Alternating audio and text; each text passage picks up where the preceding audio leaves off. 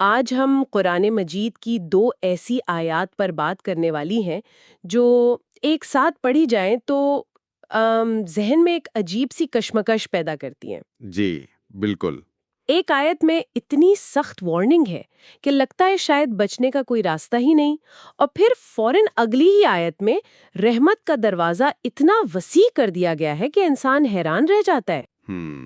ایک طرف اللہ کے غضب کی بات ہے اور دنیا میں ذلت کی، اور دوسری طرف بخشش اور مہربانی کا وعدہ۔ جی تو آج کا ہمارا مقصد اس بظاہر تضاد کے پیچھے چھپے ہوئے گہرے سبق کو سمجھنا ہے۔ یہ کیسے ہو سکتا ہے کہ انصاف اور رحمت ایک ہی سانس میں بیان ہو؟ آئیے اس پر بات کرتے ہیں۔ یہ بہت ہی دلچسپ نکتہ ہے۔ دیکھیں، اکثر لوگ مذہبی تعلیمات کو الگ الگ خانوں میں دیکھتے ہیں کہ یہ سزا کا حصہ ہے اور یہ انعام کا۔ صحیح۔ لیکن قرآن کا کمال یہ ہے کہ وہ زندگی کی پوری تصویر دکھاتا ہے۔ یہ دو آیات الگ نہیں ہیں، بلکہ یہ ایک ہی نظام کا حصہ ہیں۔ اچھا۔ یہ ہمیں بتاتی ہیں کہ انسان کی غلطی کی نوعیت کیا ہے، اس کے نتائج کیا ہو سکتے ہیں، اور پھر واپسی کا راستہ کیسے ممکن ہے۔ یہ دراصل گناہ اور توبہ پر ایک مکمل ماسٹر کلاس ہے۔ ٹھیک ہے، تو پھر پہلی آیت سے شروع کرتے ہیں جو کہ کافی سنگین ہے۔ آیت نمبر 152۔ جی اس کا آغاز بنی اسرائیل کے اس واقعے سے ہوتا ہے جب انہوں نے بچھڑے کی پوجا شروع کر دی تھی۔ آیت کہتی ہے ان الذین اتخذوا العجل، یعنی بے شک جن لوگوں نے بچھڑے کو معبود بنا لیا۔ جی ہاں۔ لیکن پھر جو سزا بتائی گئی ہے وہ صرف ان تک محدود نہیں لگتی۔ جی، اور سزا بھی دو حصوں میں۔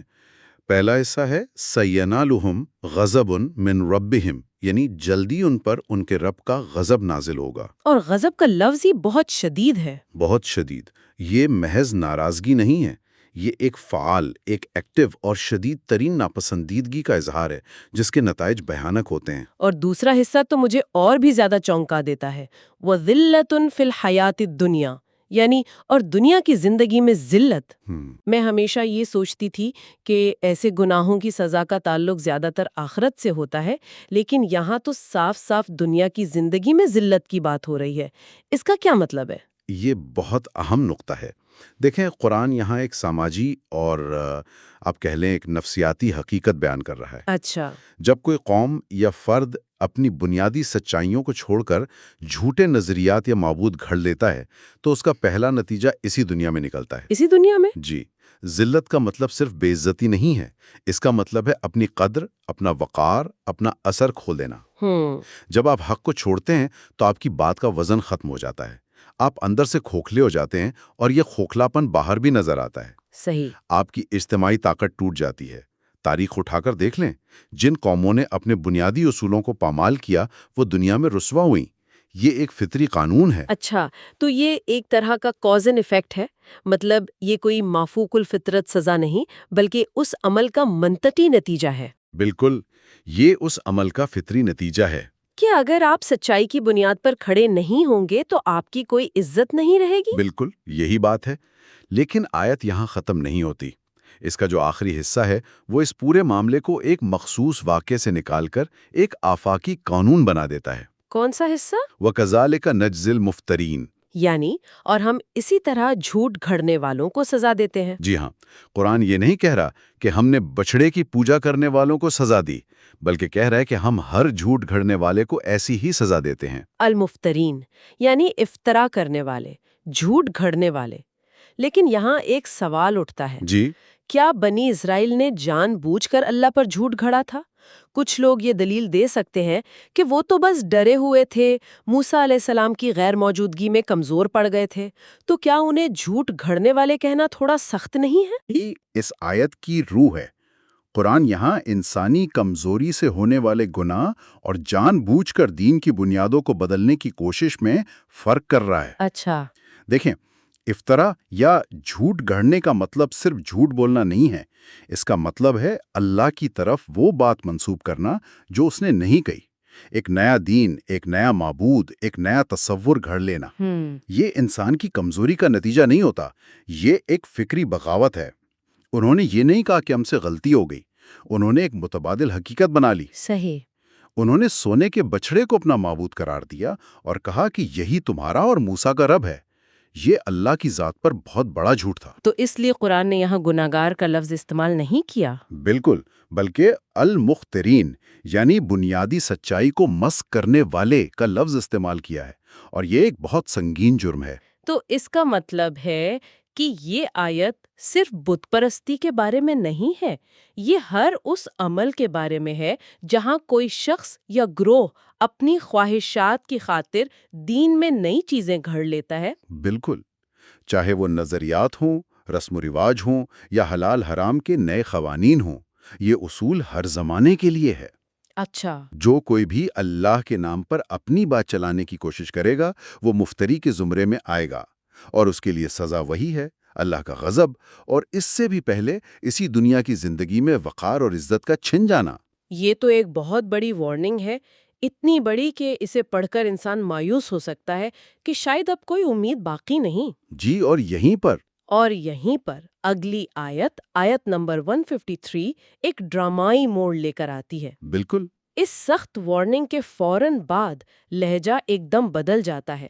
آیت کا آغاز ہوتا ہے وَالَّذِينَ عَمِلُوا السَّيِّئَاتِ، اور وہ لوگ جنہوں نے برے کام کیے۔ جی، یہاں المفترین جیسا کوئی خاص لفظ نہیں ہے، بلکہ برے کام کی ایک عام اصطلاح استعمال کی گئی ہے۔ جی، اور یہ بہت اہم فرق ہے۔ پہلی آیت میں ایک نظریاتی بغاوت کی بات تھی، یہاں عمومی انسانی کمزوریوں اور غلطیوں کی بات ہو رہی ہے۔ اچھا، السیئات کا لفظ تمام چھوٹے بڑے گناہوں پر محیط ہے۔ قرآن ہمیں بتا رہا ہے کہ ایک درجہ ہے جان بوجھ کر حق کو بدلنے کا، اور ایک درجہ ہے انسان ہونے کے ناطے غلطی کر بیٹھنے کا۔ اور اس دوسرے درجے کے لیے؟ اس دوسرے درجے کے لیے رحمت کا دروازہ فوراً کھول دیا جاتا ہے۔ اور اس رحمت کو حاصل کرنے کا ایک پورا پروسیس بتایا گیا ہے۔ یہ نہیں کہا کہ جس نے برے کام کیے اسے معاف کر دیا جائے گا۔ نہیں، ایک ترتیب ہے۔ جی، ایک ترتیب ہے۔ پہلے عملوا السیئات، پھر ثم تابوا من بعدہا، یعنی اس کے بعد توبہ کی، اور پھر وآمنوا، اور ایمان لے آئے۔ یہ توبہ کے بعد ایمان لانے والی بات مجھے تھوڑی سمجھ نہیں آئی۔ اگر کوئی گناہ کر رہا ہے تو کیا وہ پہلے سے مومن نہیں تھا؟ یہ توبہ کے نفسیات کو سمجھنے کے لیے کلیدی نقطہ ہے۔ اچھا، دیکھیں، گناہ انسان کے ایمان کو کمزور کر دیتا ہے، اس پہ زنگ لگا دیتا ہے۔ جب کوئی شخص گناہ کرتا ہے تو اس کا اللہ پر یقین اور بھروسہ متزلزل ہو جاتا ہے۔ جی، توبہ صرف معافی مانگ لینے کا نام نہیں ہے، توبہ کا مطلب ہے پلٹنا، واپس آنا۔ جب انسان سچے دل سے اپنی غلطی پر شرمندہ ہو کر اللہ کی طرف پلٹتا ہے تو یہ عمل خود اس کے ایمان کو تازہ کر دیتا ہے۔ واہ، وآمنوا کا مطلب یہاں یہ ہے کہ توبہ کے بعد ان کا ایمان پہلے سے زیادہ مضبوط اور حقیقی ہو گیا۔ یہ تو ایسی بات ہوئی جیسے کسی رشتے میں غلط فہمی کے بعد جب معافی مانگ لی جائے تو وہ رشتہ پہلے سے زیادہ گہرا ہو جاتا ہے۔ بالکل یہی مثال ہے، آپ کو اس رشتے کی قدر پہلے سے زیادہ ہونے لگتی ہے۔ سچی توبہ ایمان کی تجدید کرتی ہے۔ یہ تو بہت ہی زبردست وضاحت ہے۔ تو یہ صرف ایک رسمی عمل نہیں بلکہ ایک اندرونی تبدیلی ہے۔ جی، بالکل۔ اپنی غلطی کا اعتراف، اس پر ندامت، اور پھر اپنے رب کے ساتھ اپنے تعلق کو آزر نو استوار کرنا، اور اس پورے عمل کا نتیجہ آیت کے آخر میں بتایا گیا ہے جو امید سے بھرپور ہے۔ جی، ان ربک من بعدہا لغفور الرحیم۔ اور یہاں بھی اللہ کے دو ناموں کا انتخاب کمال کا ہے، غفورن اور رحیم۔ جی، غفور کا لفظ غفر سے ہے، جس کا مطلب ہے ڈھانپ دینا یا مٹا دینا، یعنی اللہ صرف گناہ معاف نہیں کرتا بلکہ اس کے داغ اور اثرات تک مٹا دیتا ہے۔ گویا وہ کبھی تھا ہی نہیں۔ بالکل، جیسے کھاتا پوری طرح صاف کر دیا ہو۔ لیکن بات یہاں ختم نہیں ہوتی، اس کے بعد رحیمن بھی ہے، یعنی وہ نہایت رحم کرنے والا ہے۔ اس کا کیا مطلب ہوا؟ مطلب معافی مل گئی تو رحمت کی کیا ضرورت؟ اس کو ایک مثال سے سمجھیں۔ فرض کریں آپ پر بہت بڑا قرض ہے اور آپ ادا نہیں کر پا رہے۔ غفور یہ ہے کہ قرض دینے والا آپ کا سارا قرض معاف کر دے۔ آپ صفر پر آ گئے۔ جی، لیکن رحیم یہ ہے کہ وہ قرض معاف کرنے کے بعد آپ کو ایک نئی زندگی شروع کرنے کے لیے مزید سرمایہ بھی دے۔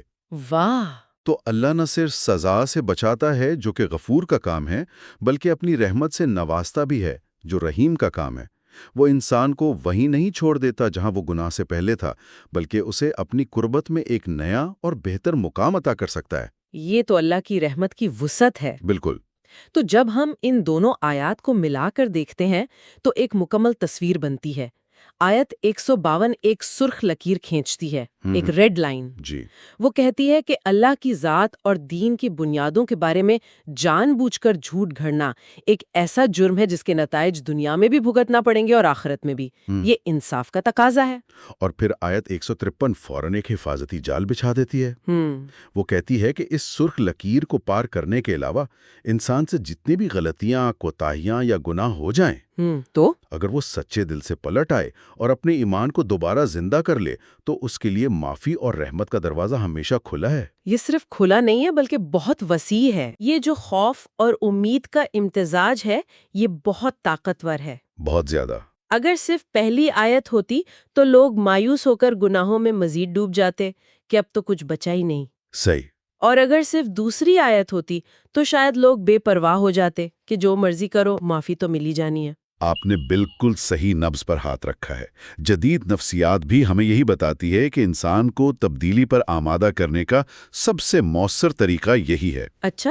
جی، اسے منفی رویے کے سنگین نتائج سے آگاہ بھی کیا جائے، یعنی خوف، اور ساتھ ہی اسے مثبت تبدیلی کا ایک واضح اور قابل حصول راستہ بھی دکھایا جائے، یعنی امید۔ تو قرآن 1400 سال پہلے انسانی رویے کو بدلنے کا یہی بہترین ماڈل پیش کر رہا ہے۔ بالکل۔ یہ صرف ایک مذہبی اصول نہیں، یہ ایک گہری نفسیاتی حقیقت ہے۔ یہ توازن انسان کو نہ تو مایوس ہونے دیتا ہے اور نہ ہی مغرور۔ وہ ہمیشہ اپنے اعمال کا جائزہ لیتا رہتا ہے۔ جی۔ تو آج کی اس گفتگو کا خلاصہ یہ ہوا کہ یہ دو آیات ہمیں انصاف اور رحمت کے الہامی تصور کا ایک جامع سبق دیتی ہیں۔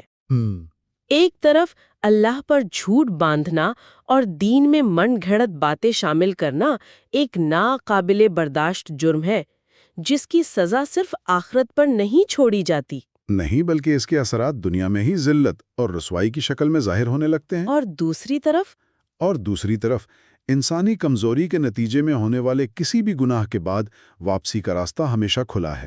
شرط صرف سچی توبہ اور ایمان کی تجدید ہے۔ اور اللہ کی رحمت اتنی وسیع ہے کہ وہ نہ صرف گناہوں کو مٹاتی ہے بلکہ انسان کو پہلے سے بہتر مقام پر فائز کر سکتی ہے۔ جی، یہ پیغام صرف ایک قوم یا ایک زمانے کے لیے نہیں بلکہ ہر اس انسان کے لیے ہے جو اپنی زندگی میں کبھی نہ کبھی غلطی کرتا ہے اور واپسی کا راستہ تلاش کرتا ہے۔ اور آخر میں ایک سوال جس پر ہم سب کو سوچنا چاہیے، ان آیات نے المفترین یعنی جان بوجھ کر دین کی بنیادوں کو مسخ کرنے والوں جی، اور الذین عملوا السیئات یعنی انسانی کمزوری کے تحت گناہ کرنے والوں کے درمیان ایک واضح فرق قائم کیا ہے۔ جی، یہ اس پورے تجزیے کا نچوڑ ہے۔ تو سوچنے کی بات یہ ہے کہ ہم اپنی زندگی میں اور اپنے ارد گرد کے لوگوں کو دیکھتے ہوئے اس فرق کو کیسے سمجھ سکتے ہیں؟